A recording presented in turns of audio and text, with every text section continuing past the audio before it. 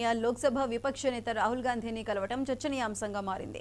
వీరిద్దరూ కాంగ్రెస్ పార్టీలో చేరతారని ఊహాగానాలు వినిపిస్తున్నాయి. అలాగే హర్యానా అసెంబ్లీ ఎన్నికల్లో పోటీ చేస్తారని తెలుస్తోంది. టికెట్ల కోసమే వారిద్దరూ రాహుల్ను కలిశారనే వార్తలు వస్తున్నాయి. రాష్ట్రంలో కాంగ్రెస్ కీలక నేత దీపేంద్ర హూడాతో వీరిద్దరికి సత్సంబంధాలు ఉన్నాయి.